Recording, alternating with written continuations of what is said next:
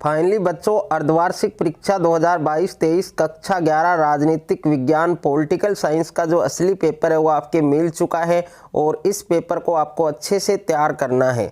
तो सबसे पहले आप यहाँ पर देख सकते हैं, अगर आपने अर्धवार्षिक परीक्षा 2022-23 कक्षा 11 राजनीतिक विज्ञान का ये पेपर आपने अच्छे से तैयार कर लिया तो राजनीतिक विज्ञान के अंदर आप पूरे में से पूरे नंबर है वो आराम से ला सकते हैं। तो सबसे पहले आप यहाँ पर देख सकते हैं, पहला जो क्वेश्चन है वो है आपके लोकतांत्रिक संविधानों में कानून के निर्माण का निर्णय है वो किसके द्वारा लिया जाता है। तो इसमें आप चार ऑप्शन आपको देख सकते हैं, राजा के द्वारा, साम्यवादी जो पार्टी है उनके द्वारा, जनप्रतिनिधियों के द्वारा और न्यायपालिका के द्वारा। तो इसमें चार ऑप्शन दे रखे हैं, जो ऑप्शन आपका सही है वो आपको बताना है। दूसरा प्रश्न है आपके कि किस आदेश के द्वारा न्यायालय किसी गिरफ्तार व्यक्ति को न्यायालय के सामने प्रस्तुत करने का आदेश देता है। तो ए ऑप्शन में आपके बंदी प्रत्यक्षीकरण और दूसरा है आपके उत्प्रेषण लेख और से जो ग ऑप्शन है उसमें है आपके परमादेश और घ ऑप्शन में आपके अधिकार परीक्षा। और उसके बाद में तीसरा प्रश्न आप देख सकते हैं, तीसरा प्रश्न है आपके भारतीय पुलिस सेवा नियमन में से किसके अंतर्गत आती है। तो क ऑप्शन में आपके अखिल भारतीय सेवाएं और ख ऑप्शन में आपके केंद्रीय सेवाएं और ग में आपके प्रांतीय सेवाएं और घ ऑप्शन में है आपके स्थानीय स्वशासन की सेवाएं। उसके बाद में चौथा प्रश्न है आपके कि संसद के दो अधिवेशनों के बीच अधिकतम समय अंतर होता है।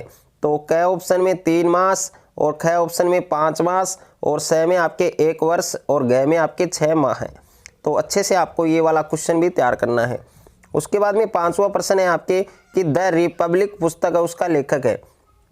तो क ऑप्शन में सुकरात, ख में आपके प्लेटो और घ में आपके सेफलस और घ में आपके ग्लाइकोन। तो जो आंसर आपका सही है वो आपको बताना है।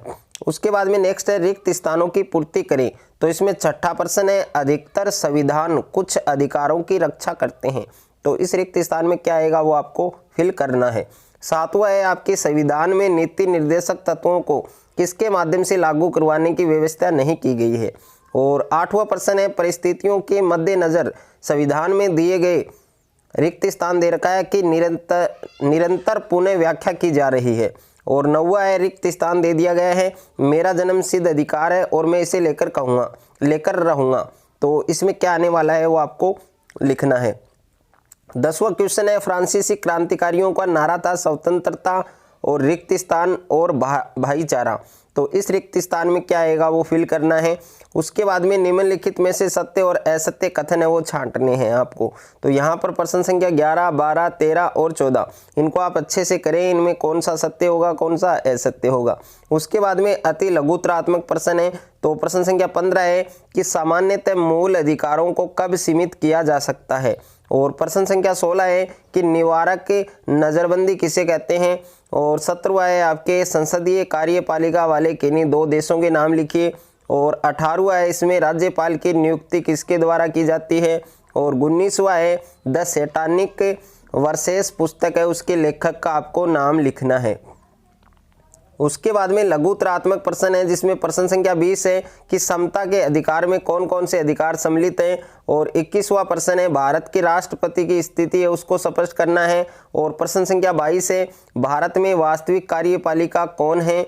और प्रश्न संख्या 23 है कि राजनीतिक सिद्धांत क्यों प्रासंगिक हैं, कोई 2 तर्क है वो आपको देने हैं। और प्रश्न संख्या 24 है हानि का सिद्धांत क्या है।